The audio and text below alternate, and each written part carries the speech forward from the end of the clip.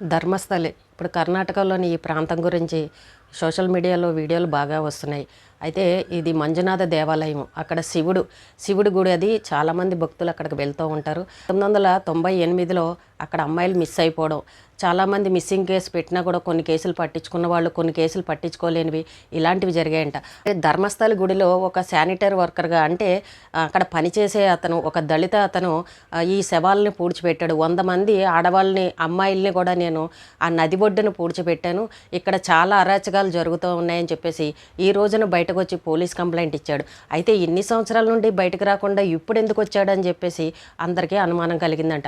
దీని వెనకాల పెద్దవాళ్ళ హస్తం ఉంది. నన్ను బెదిరించారు, నన్ను భయపెట్టారు, మా కుటుంబంలో కూడా ఒక అమ్మాయికి ఇలాగే చేశారు, నేను అక్కడ ఉద్యోగం మానేసి ఆ రాష్ట్రం నుండి పక్క రాష్ట్రంలోకి వెళ్ళి తలదాచుకుంటున్నాను, ఈ రోజున నాకు పాపం అనిపించింది, ఎంతోమంది ఆడవాళ్ళని, చిన్న స్కూల్కి వెళ్ళే పిల్లల్ని, స్కూల్ డ్రెస్లో ఉన్న వాళ్ళని మొహాల మీద యాసిడ్లు పోసి వాళ్ళ మీద గాయాలు ఉన్నాయి, దెబ్బలు ఉన్నాయి, బట్టలు సరిగ్గా లేవు, ఇలాంటి వాళ్ళందరినీ కూడా నేను తీసుకువెళ్ళి ఈ చేతులతోనే పూడ్చిపెట్టాను, నాకు ఎందుకో చాలా మహాపాపం చేశానని అనిపించింది, అందుకే నేనేమైనా పర్వాలేదని, అసలు దీని వెనకాల ఏం జరుగుతుంది, ఎవరున్నారు ఏంటనే విషయం అందరికీ తెలియాలన్న ఉద్దేశంతో నేను బయటకు వచ్చానని ఈ రోజున అతను బయటకు వచ్చి కంప్లైంట్ ఇవ్వడం జరిగింది. అయితే కర్ణాటకలో ధర్మస్థలి అనేది అది 800 నాటి చరిత్ర కలిగిన గుడి అంట. అయితే దాన్ని జైనులు పాలిస్తున్నారంట. అక్కడ మెయింటెనెన్స్, అక్కడ ఆ గుడికి సంబంధించిన అధికారాలు అన్నీ కూడా జైనులకు సంబంధించి వాళ్ళ కుటుంబానికి అధికారాలు ఉన్నాయంట. అయితే వాళ్ళు డబ్బున్న వాళ్ళు, రాజకీయ పలుకుబడి ఇవన్నీ ఉండటం వల్ల ఏ విషయం కూడా బయటకు రావట్లేదని అయితే చెప్తున్నారు. కానీ ఈ ధర్మస్థల గురించి వీడియోలు చేస్తుంటే మాత్రం చాలామంది పెద్ద ఛానల్స్ వాళ్ళవి వీడియోలు డిలీట్ అయిపోతున్నాయంట. ఎందుకు అనంటే ఇంకా దీని గురించి వీడియోలు చేయకూడదు, ఇది ఇంకా ఎక్కువ ప్రచారంలోకి రాకూడదని అన్న ఉద్దేశంతో చాలామంది వీడియోలు చేసినా కూడా అవి డిలీట్ అయిపోతున్నాయి అంట. లేదు అని అంటే కోర్టు నుండి నోటీసులు వస్తున్నాయంట. అందుకనే కొంతమంది వీడియోలు చేసినా కూడా ఏమో ఇది ఎప్పుడు డిలీట్ అయిపోతుందో తెలియదు అని ముందే తమ్నైల్స్లో పెడుతూ ఉన్నారు. ఎక్కడైనా అయితే ఒక అమ్మాయికి ఏదైనా అత్యాచారం జరిగినా, ఏదైనా జరిగింది అని అంటే వెంటనే దాని మీద స్పందించి అది విచారణ జరిపించి ఎవరని దోషులను పట్టుకుంటారు. కానీ ఇక్కడ ఎంత 100 మందివి అమ్మాయిలవి ఈ రకంగా జరిగినా కూడా ఎవరూ ఎందుకు పట్టించుకోలేదనే విషయం అయితే చాలా ఆశ్చర్యాన్ని కలిగిస్తోంది. అయితే ఈరోజు ఇతను వచ్చి పోలీస్ కంప్లైంట్ ఇస్తే పోలీసులు కూడా ఏమీ పట్టించుకోలేదంట. ఇతను అన్నాడంట, నా వెనకాల రండి, నేను ఎక్కడెక్కడ ఎవరి బాడీలు పాతిపెట్టానో నది బట్టను అన్నీ చూపిస్తానని చెప్పినా కూడా ఈరోజు కూడా పోలీసులు వెళ్ళి అక్కడ తవ్వి తీసి చూడలేదంట. ఇతను ఏదో అబద్ధం చెప్తున్నాడు, లేదంటే ఇతను మధ్యలో సకంలో వదిలేసి పారిపోయి వెళ్ళిపోతాడు, ఇదంతా నమ్మకూడదు అన్న ఆలోచనతో పోలీసులు ఈ రకంగా చెప్తున్నారంట.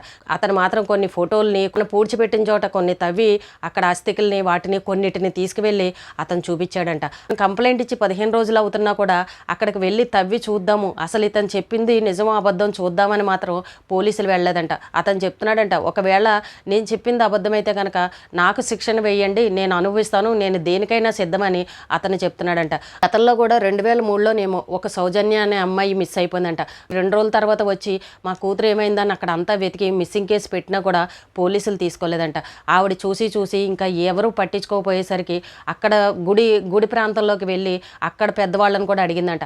అక్కడ వాళ్ళు ఆవిడని లోపల తీసుకెళ్ళి కూర్చోబెట్టి బెదిరించి ఈ గొడవని ఇక్కడతో వదిలేయమని చెప్పేసి ఆవిడని పంపించేశారంట.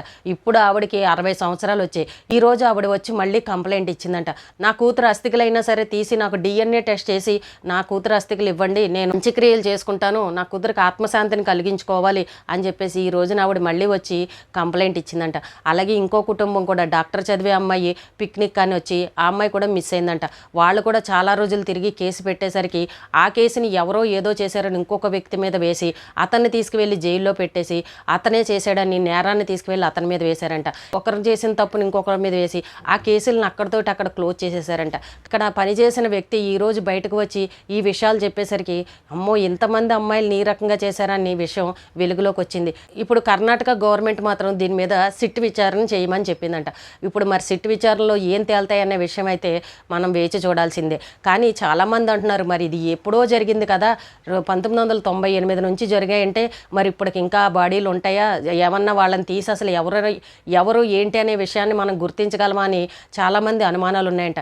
కానీ పెద్దవాళ్ళు చెప్తున్న మాట ఏంటంటే ఖచ్చితంగా వీటి మీద విచారణ జరిపించి DNA టెస్టులు చేసి మనం చేయాల్సిన టెస్టులన్నీ చేసామంటే మాత్రం ఖచ్చితంగా ఎవరు ఏంటి అనే విషయం ఖచ్చితంగా తెలుస్తుంది. ఈ బాడీ వయసు ఏంటి, ఎప్పుడు చనిపోయింది ఏంటి అనే ఇలాంటి విషయాలన్నీ కనిపెట్టచ్చు అని చెప్పేసి పెద్దవాళ్ళు కూడా చెప్తున్నారు. కానీ కొంత సమయం పడుతుంది, ఇది అంతా ప్రాసెస్ చాలా పెద్దది ఉంటుందని అయితే పెద్దవాళ్ళు చెప్తున్నారు. అయితే ఇతను అడుగుతున్నాడంట, నాకు కూడా ప్రొటెక్షన్ ఇవ్వాలి, ఇప్పుడు నేను ఈ విషయాన్ని బయటపెట్టినందుకు పెద్దవాళ్ళు నన్ను ఏమన్నా చేయొచ్చు, నాకు కూడా ప్రాణహాని ఉంది, నాకు కూడా సెక్యూరిటీ ఇవ్వండి అని చెప్పేసి ఇతను కోరాడంట. కోర్టులోకి వెళ్ళి స్టేట్మెంట్ ఇచ్చి ఇతను చెప్పేవన్నీ కూడా రికార్డ్ చేశారంట. అయితే ఇతను కూడా ఈ వ్యక్తి ఎవరు ఏంటని అనే విషయం అయితే మాత్రం బయటకు అతని ఫేస్ని అయితే చూపించట్లేదు. మొత్తం ఒళ్ళంతా ప్యాకేసి కళ్ళు ఒకటే కనిపించేలాగా పెట్టి అతన్ని కోర్టుకు తీసుకొచ్చారు వాళ్ళ లాయర్లు. కానీ ఈ విషయం మరి ఎన్నాళ్ళకి బయటకు వస్తుంది అనేది అయితే మనం వేచి చూడాల్సిందే.